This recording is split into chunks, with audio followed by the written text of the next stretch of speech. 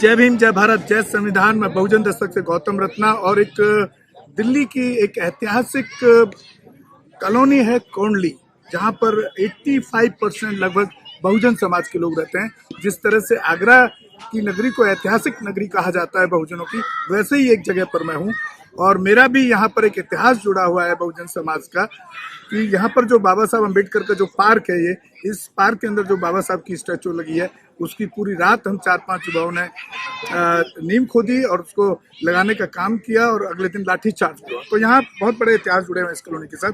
हमारे साथ हैं सुनीता बंगोत्रा जी, जो जम्मू से आई हुई हैं और वो वहाँ पर एक सावित्रीबाई फुले स्कूल भी चलाती हैं और दूसरा महिलाओं को जागरूक करना और महिलाओं के अधिकारों के लिए, वंचितों के अधिकारों के लिए लड़ाई भी लड़ती हैं।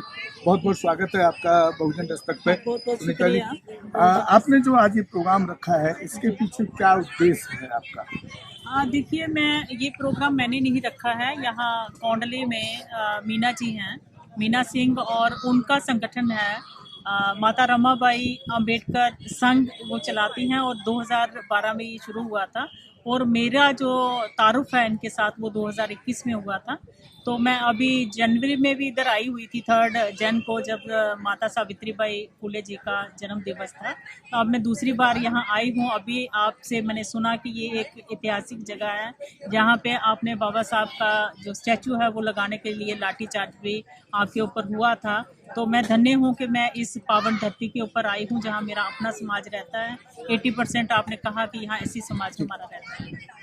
तो इसका जो उद्देश्य जो था, ये नेशनल कैपिटल से एक जो बाकी जो स्टेट्स हैं उनको एक मैसेज देना है कि हम महिलाएं जो हैं, बाबा साहब ने जैसे कहा कि मैं किसी भी समाज का जो उन्नति का मापदंड है वो है कि समाज की महिलाओं ने कितनी तरक्की की है।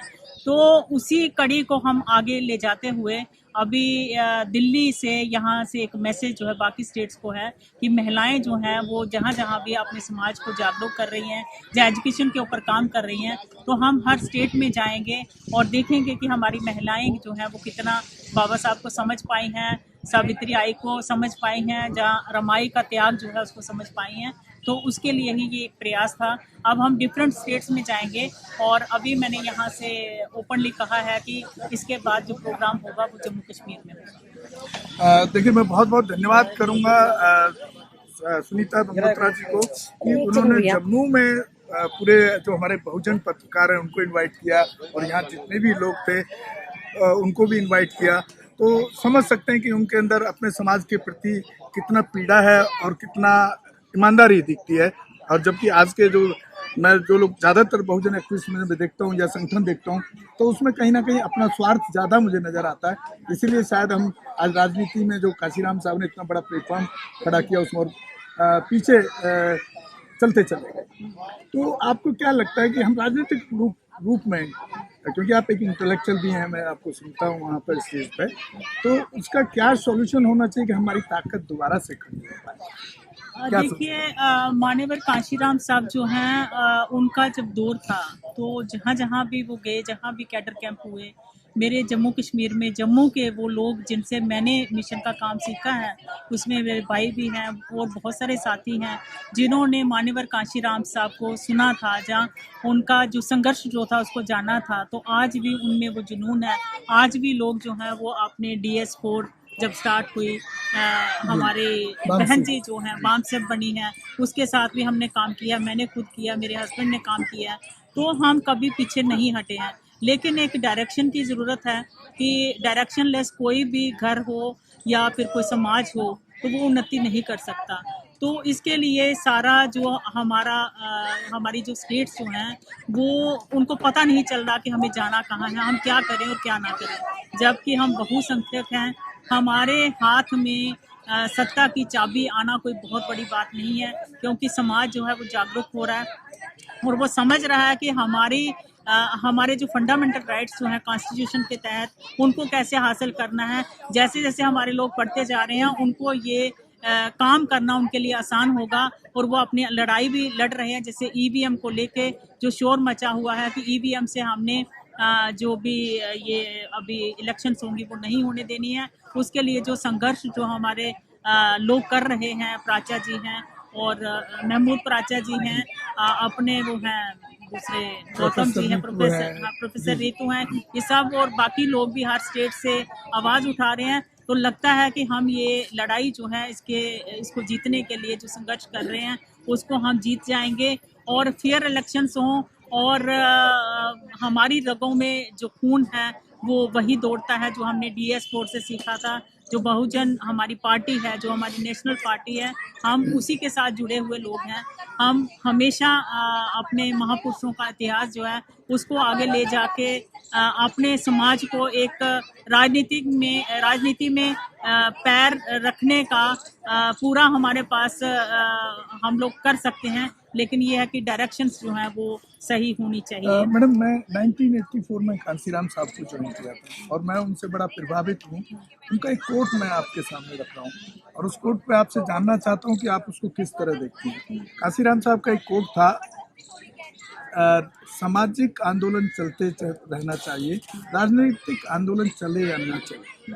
अगर आपसे ये पूछा जाए कि इसका मतलब क्या है कि वो फर्स्ट प्रायोरिटी में राजनीतिक सत्ता की चाबी चाहते थे, सत्ता चाहते थे, या सामाजिक आंदोलन को चाहते थे?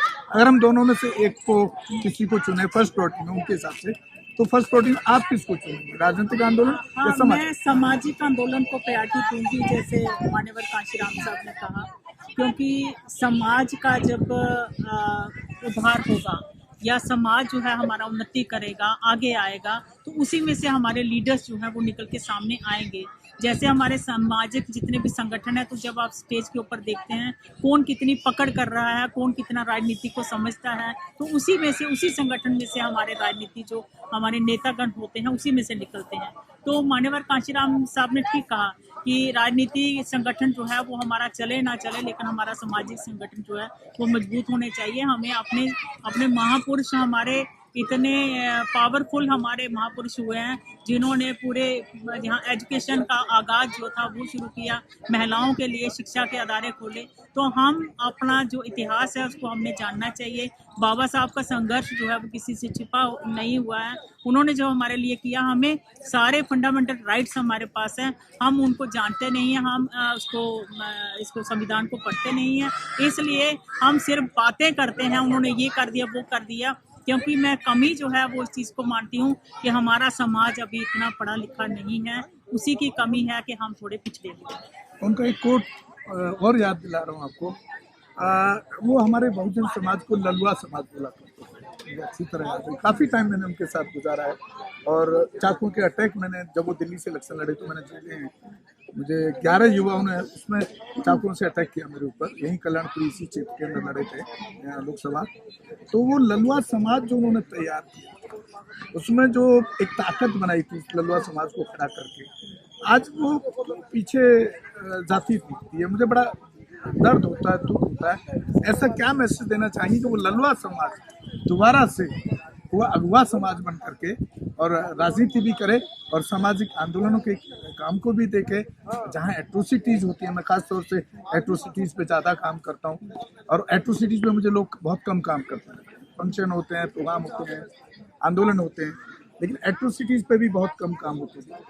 तो एकदम से समाज बुद्धिस्ट तो नहीं बन जाएगा। बाबा साहब ने जो वाइस प्रतिज्ञा दी, लेकिन जो है, क्या वो बुद्धिस्ट ना बने तो क्या वो उस जाति के दंश को झेलता रहे? इस पर लोग काम करें, क्या बचे? मेरा ये मानना है कि बुद्धिज़्म जो है वो हमें समानता जो है वो सिखाता है कि सब मनुष्य जो है वो समान है। वो एक अलग पहलू है, लेकिन आपके ऊपर जुल्म होते रहें और आप ऐसे लल्लू बन के आप उसको सहते रहें, तो मेरा मानना ऐसा है कि ये वैसे कहीं पे कहना अच्छा नहीं लगेगा, लेकिन इतना हमारा समाज जो है उतना लल्लू क्यों बन रहा है, वो क्यों नहीं उठाता और इनको एक बार कहीं से कोई मैसेज दे दो।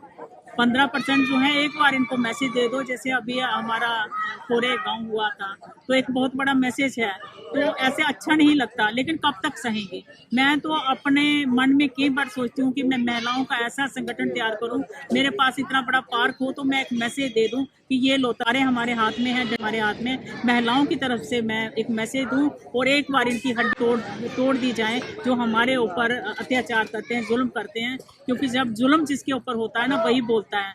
जब इनकी महिलाओं के ऊपर जुल्म नहीं होता, इनकी महिलाएं नहीं बोलेंगी। बोलते हम हैं, क्योंकि हमारे समाज के लिए। अभी जो मुझे सुन रहे होंगे वो सोचेंगे सुनीता देखो ऐसे क्यों बोल रही है, क्योंकि मुझे समाज की पीड़ा है। मैं सूट बूट में आपको दिख रही हूँ तो आपको ये नहीं मान लेना चाहिए कि सब कुछ मेरे समाज के साथ अच्छा होता है। कपड़े पहनने से अच्छा नहीं होता समाज पिछड़ा हुआ है। जो भी हमारे एजुकेशन के अदारे हैं वहाँ पे अभी भी यातनाएं जो हैं हमारे समाज को दी जाती हैं। अभी भी हमारे साथ छुआछूत भी होती है। बहुत जो हमारे रिमोट एरियाज हैं वहाँ पे ये प्रचलन आज भी है।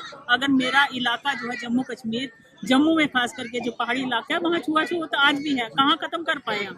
देखिए सुनीता जी ने यहाँ पर एक बात और याद दिला दी है आपको, उठाने की जो बात कह रही हैं, अगर संवैधानिक अधिकार हमको संविधान के रूप में नहीं मिले तो हमको मजबूर किया जा रहा है तलवार उठाए या हथियार उठाने चाहिए। और ये कहीं ना कहीं बाबा साहब का कोट इसके पीछे मुझे नजर आता है कि अधिकार मांगने से नहीं छीने जाते हैं। अधिकार जो हैं वो मांगने से नहीं छीनने से मिलते हैं। ये बाबा साहब का कोट मैं बड़ी बार मन में ना कई बार सोचती हूँ कि क्यों ना एक मुझे ऐसा एरिया मिले जैसे ये है, तो मैं एक फौज तैयार कर दूँ जो टक्कर ले इनसे, रख दें हमारे समाज के ऊपर जो अत्याचार करते हैं। जहाँ मेरे भाइयों के साथ अत्याचार होता है, मेरी बहनों के साथ होता है, मेरे उन बुजुर्गों के साथ अत्याचार होता है, मूछें रखने पे होता है, गोली चढ़ने पे होता है, पढ़ने पे होता है, पानी पीने पे हमें जो है हमारे ऊपर जुल्म जो हटाए जाते हैं, हमारे छोटे छोटे बच्चों के ऊपर अत्याचार किए जाते हैं। तो क्यों ना मैं बोलूं, मैं क्यों ना अपने समाज की आवाज उठाऊं? यहाँ मैडम एक काशीराम साहब का कोट भी मुझे याद आ रहा है। वो कहा करते थे हमें बैलेट के साथ बुलेट की तैयारी भी रखनी चाहिए। उन्होंने कहा था झंडे के नीचे डंडा रखना चाहिए, ये भी आपको याद होगा। तो वो डंडा मजबूत बना लें, क्योंकि ये बातों के भूत क्या बोलते हैं वो, है ना। तो ये अभी वो काम जो है वो हमें करना पड़ेगा, क्योंकि मुझे नहीं लगता कि आप इतने मरियल से क्यों डंडे खाते रहते हो। शर्म नहीं आती आपको? क्यों डंडे खाते हो? अपनी बहन बेटियों की रक्षा नहीं कर सकते हो? मैं युवाओं को, खास करके जो आदमी लोग हैं, लड़के लोग हैं, उनको ये मैसेज दूंगी, क्या तुम्हें आग नहीं लगती जब तुम्हारी बहनों के साथ इतने अत्याचार होते हैं?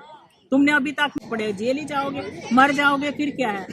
हमारे जो महापुरुष हैं उन्होंने अपनी छोटी छोटी उम्र में इतना हमारे लिए किया, और वो अपनी जान की आहुति तक उन्होंने दे दी। तो क्या आपको पीड़ा नहीं होती? ऐसे कब तक मार खाते रहोगे? साथियों, आप सुन रहे थे सुनीता भंगोत्रा जी को, और उनसे उम्मीद करते हैं कि मुलाकात होती रहेगी। और उन्होंने हमें जम्मू आने का भी दिया है कि आप आएं और वहाँ के देखें जो वो काम कर रही हैं। तो हम सैल्यूट करते हैं ऐसी महिलाओं को, कि मैं समझता हूँ कि आज के जो आदमी हैं वो कहीं ना कहीं सत्ता के लालच में ज़्यादा मशगूल नजर आते हैं। सामाजिक जो प्लेटफॉर्म पर काम होना चाहिए था वो कहीं ना कहीं सुनीता भंगोत्रा जैसी और यहाँ पर जितनी महिलाएं थी वो ज़्यादा करती नजर आ रही हैं। ईमानदारी से बहुत बहुत आपको धन्यवाद करते हैं।